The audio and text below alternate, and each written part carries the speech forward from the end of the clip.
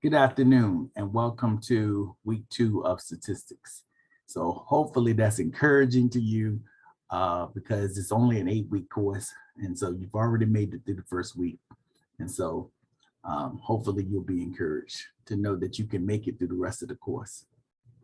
This week, we're going to talk about measuring center, and we're going to learn how to think about shape and center. So now I'm going to switch cameras so that you can see the document camera. And we're going to begin to take notes. Actually, I think probably what will be easier for me to do is to share the screen. So I'll keep my camera on for a second.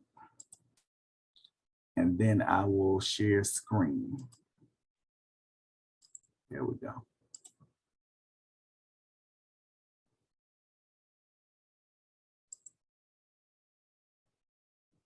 Okay.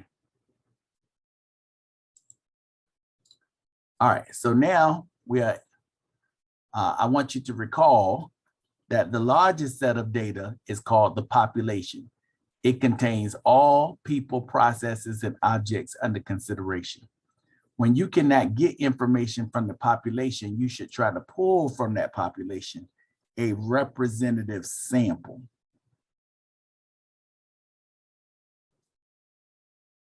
Now, the numbers that we use to describe a population are called parameters. The numbers that we use to describe samples are called statistics. So pay attention. Last week, I told you that statistics is the study of data. That means this word has two definitions. Yes, it is the study of data, but statistics are also numbers that we use to describe samples. Think S goes with S, P goes with P. Parameters go with populations, statistics go with samples. Usually what you're working with are statistics because usually you don't have information from the population. Because remember, this sometimes is too expensive or too time consuming to actually try to pull information from every person under consideration. Now, I said statistics are numbers we use to describe the sample. Well, the first question we should have today is, what are we describing? What are we describing? Well, the first thing we're going to learn how to describe is shape. The next thing we're going to learn how to describe is center. The next thing we're going to learn how to describe is spread, which will actually be next week. Shape, center, spread. And then we're going to introduce position also next week. So this week, we're going to learn how to focus on shape and center. And next week, we'll talk about spread and position. And that's basically what descriptive statistics is all about. Let's begin talking about shape. When we think about shape, there are basically three shapes that are very important in statistics. One, of course, I'm sure people have called this the bell curve, but in statistics, we call this a normal distribution. That's called a normal distribution. I'm going to go to a new sheet of paper now, so let me give you a second to write this down. Or actually, you can pause it so that you can write down everything that I've written and draw this picture. But this is the first type of shape. The next type of shape is called skewed. And there are two types of skew. This is what we call a skewed distribution. The type of skew is determined by the tail. So since the tail is pointing to the right, we say that this is skewed to the right, which means this one will be skewed to the left. On a number line, all of the positive numbers are on the right. So we could also call this positive skew, which means we would call this negative skew. So anytime you see a distribution like this, we refer to it as skewed. Now you can measure the amount of skew, and SPSS will calculate how much skew a distribution has, because sometimes distributions look skewed, but they are approximately normal. And most of what we do in statistics depend on distributions looking like this. So that we don't want to say that a distribution is skewed when it's not. And sometimes when it's skewed, we have to do things to make it look normal, because this is the most important distribution we can have. This is what everything in your course is based on, a distribution looking like this, bell-shaped, normal. Sometimes we even call it symmetric.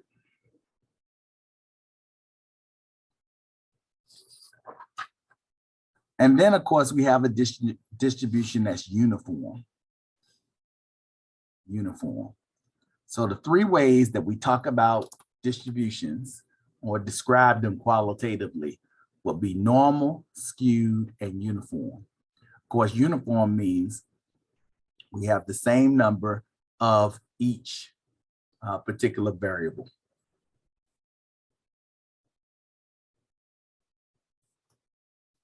So in the case where we have, let's say, some boys and girls in the class, we have the same number of boys as we have girls, which means the distribution is uniform. I also want you to recognize, that is, since I said what I just said about the height of the distribution representing frequency, same number of girls, same number of boys, that the height of the curve also represents the frequency. So where we see peaks like this, that means we have more points around this particular, more data points around this particular area. So that means higher frequencies when you see peaks like that. All right. Again, we can talk about skew. We can measure skew. We can also measure something called kurtosis. That's something I want you to read about. We'll talk about it later, but I want you to read about the difference between skew and kurtosis. And I want you to see if you can find out how we know something is skewed, or how we can measure kurtosis.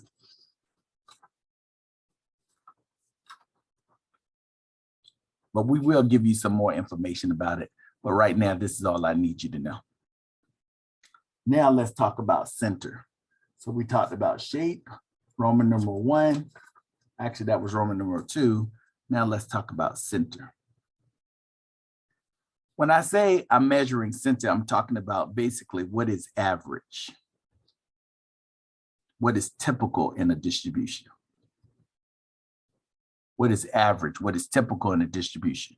When I say what's average or what's typical, that's a very generic word. That's like saying, you know, I want some ice cream. Well, if somebody says I want some ice cream, the first thing we say is, well, what kind of ice cream do you want? And so when somebody says they want an average, it's a very general word. What kind of average do you want? There are lots of them. Let's talk about one of the ones that most people know about, and that's called the arithmetic mean. So you don't say arithmetic mean, you say arithmetic. Anytime this word is used as an adjective, you say arithmetic. The symbol that we'll use for arithmetic mean will be an X and a bar over it, X bar. Now, the way that we determine or calculate the arithmetic mean in the calculator is to add up all our data values and then divide by n the number of data points. Now, don't let this symbolism scare you. This funny looking E is a Greek symbol. The name of it is sigma. It means to add. Okay, that's all that is. So in order to find the arithmetic mean X bar, add up all of your data points and then divide by n the number of data points. Add up your data points and then divide by n the number of data points. So for example, let's say I had some grades. We'll say that a student had an 80 plus an 80. Actually, I want to list the grades like this. They'll have two 80s. We'll give them a 60 and a 0. Let's find the arithmetic mean. So this will be 80 plus 80 plus 60 plus 0, all divided by the number of data points n, which in this case is 4. Well, 80 plus 80 is 160, and 160 plus 60, let's see if I had a calculator, and I do on my computer. And while you get your calculator, we're not going to use SPSS for this one, but we'll do it. This is actually something we can do in our heads, but I'm just going to just do it with my little handy dandy calculator. 160 plus 60 equals 220. And this is 220 divided by 4. But round to one decimal place, because you always use one more decimal place than you give it. And since we're given whole numbers, we're going to round our answer to one decimal place, and the arithmetic mean is 55. Kind of alarming, but not so much, because half of the grades are passing, half of the grades are failing. So should the student get a 55? I'm not sure about that. But people like arithmetic means because they are sensitive. These are the most sensitive measures of center, meaning if you make this 0 100, it's going to bring that mean up. As a matter of fact, this measure of center is so sensitive that in some schools, they no longer allow teachers to give students zeros because it would take too many grades to bring that 0 up. Even if you got another 100, you know, that 55 is just not going to jump up. So some schools, they say, oh, the lowest you can give a student is a 50. You can't put a 0 in the grade book because it would just be too much work for that student to have to do in order to bring that up to a passing grade. So at Hampton and in this class, I believe a 55 is an F. All right, so again, this is only one type of measure of center, and really only one type of mean. As a remark, there are other means. You don't have to know this, but I'm just sharing. There are geometric means. There are harmonic means. There are quadratic means. You don't have to know, I'm just sharing with you there's more than one type of mean. Weighted means, like a GPA, your grade in this class is a weighted mean. There are trimmed means. For example, when you drop the lowest grade or drop the highest grade, that's a trimmed mean. The other types of means other than the arithmetic mean. So just keep that in mind. Another popular measure of center is the median. We'll represent the median either with a MD or with an X and the symbol tilde, another Greek symbol. X tilde, T-I-L-D-E, X tilde. Or you can just say MD for median. In APA, we wouldn't use a symbol like this. We would probably just use a big M for mean and then an MD for median. All right. Or some people might even use MED. You have to check APA notation for what symbol you need to use and what's the correct way. Our job in this class is not to focus on that. What you just want to talk about is, you know, how to calculate this thing. And of course, again, SPSS does the calculation. So you want to really know how to think about and interpret these ideas. And I'm going to do a separate video to show you in one click how you can calculate the arithmetic mean and the median and other measures of center. And even learn something about skew and kurtosis. I didn't say it, but I'll say it now since it's on my mind. Kurtosis is a measure of peakedness, okay? But we'll talk about that if we have time at the end. I said I wanted you to look it up, but it's okay. Now, let's talk about the median. The median is the number that falls in the middle. You do have to arrange your numbers from smallest to largest or from largest to smallest. There needs to be some order.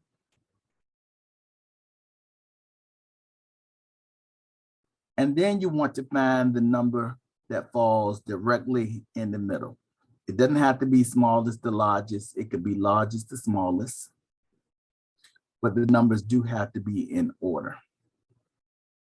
Now, in this particular example, no number falls directly in the middle. So in order to find the median, I'm going to have to add up these two innermost data points and divide by 2. In other words, I'm going to have to take the arithmetic mean of the two innermost data points.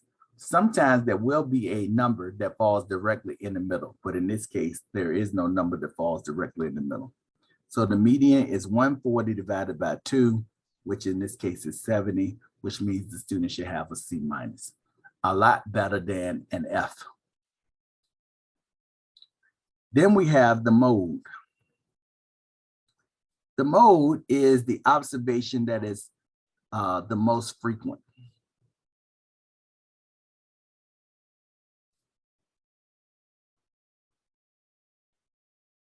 It is the most frequent observation. Anytime you see a data point appear more than one time, you know you have introduced a mode. So, for example, let's consider some data sets. 1, 1, 1, 2. Here we see the 1 has been expressed 3 times, so that means the mode is 1.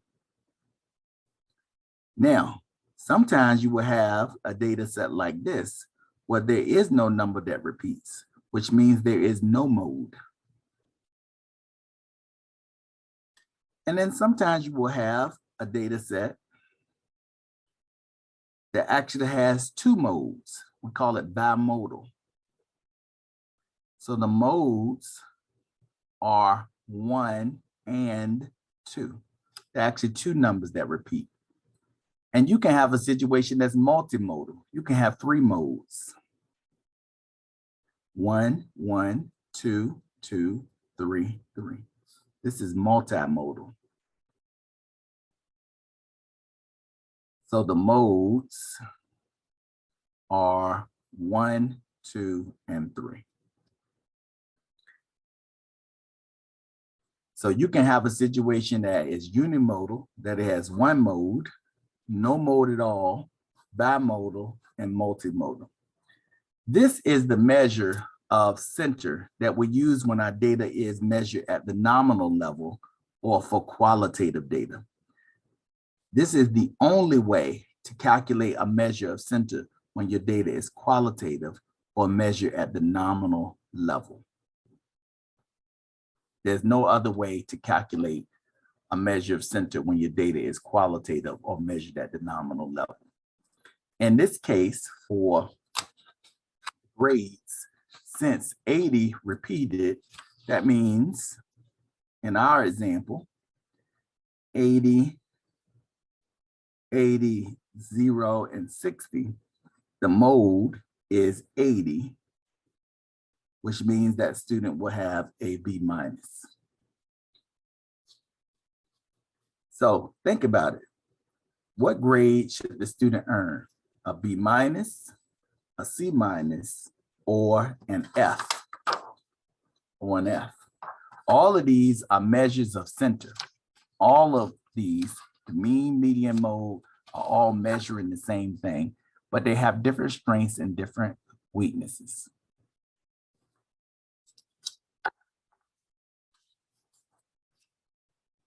Okay, now let's talk about the mid-range. And then we're going to tie this all together. The mid-range is when you take what you did on your best day, that is your smallest value, and average it together with what you did on your worst day. Actually, I said something, one thing I wrote it differently, but it's basically the smallest number and the largest number added together and divided by 2. So in this case, we have a 0 plus an 80 divided by 2, which means you get a 41F. So the question is, class, which grade should the student earn? Should they get a 40F? Should they get a 55F? Should they get an 80 B minus, or should they get a 70 C minus? All of these are measures of center, but the question is, which one of these best represents the student?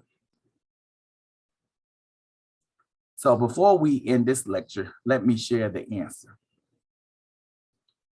Roman numeral, let's say this is 2, 3. I think this is Roman numeral 4.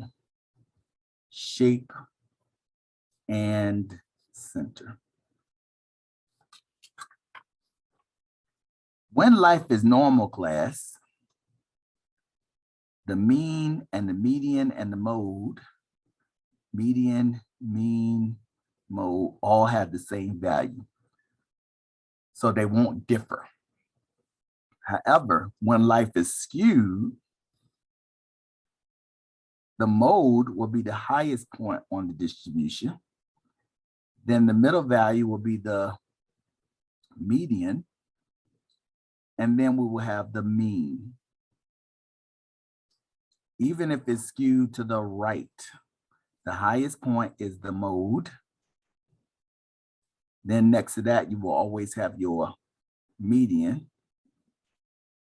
And then in front of the median will be the mean. So we say mean, median, mode, not because it rhymes, because how they fall in a skewed distribution. So let's think about this. First of all, I want you to notice that one of these statistics never changes position, and that is the median. Regardless if it's normal, if it's skewed to the left, skewed to the right, the median never changes position. It is what we call a resistant statistic. Many people say because it is resistant, it's probably the better thing to use. So in that case, we would probably use the 70 C minus.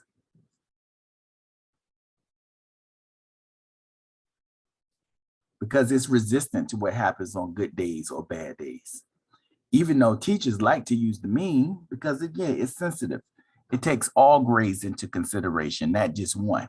Think about it. If I'm using the median and you've got 4 test grades, I'm only using the one in the middle, and it's not even a grade that you earn. So a lot of people would say, no, you shouldn't use that. But statistically, it is resistant. And it's probably the better measure of center to use. It probably better represents what this student has done on average. Now let's talk about these other two, why I wouldn't use them, given that the distribution is possibly skewed. Well, in this situation, this means you have a lot of good grades because the bulk of your grades are on the right, which means, let's say this student has a lot of bad grades. So if you have good grades and I use the arithmetic mean, I'm using the lower of the 3 measures of center, because when you read a number line from left to right, smaller numbers are always on the left side of larger numbers. That means the mean is less than the median and the median is less than the mode. So that's why a student will have some good grades. You give them their average and they say, how did I get this average? Well, what you're saying is that 0 that they earn is pulling this mean score down because it is sensitive. The median is not sensitive and the mode is just the most frequent observation. So again, unless you get another score, another couple of scores that's higher than this modal response, this won't change either. Now, in the case of bad grades, I use the arithmetic mean. You're actually helping the student, not hurting the student, because you're using the higher measure of center. So again, it's not so much of whether you're using the mean, median, or mode, is what story do you want to tell? Statistics just means, you know, there's a story that has to be told. These are numbers and they tell a story. And the question is, what story do you want to tell about the sample, and what story do you want to tell about the population? All three of these numbers tell something different about the student. This tells people that the person was failing. This tells people that they weren't a B student, they weren't above average, but they were very close to being above average. This even says that they weren't average, but they were very close to being average. What story do we want to tell about the student? So as you begin to ponder that, in the next video, we will begin to look at how to use SPSS to do these same calculations. And we'll look at skew and kurtosis. Thank you for your time and attention.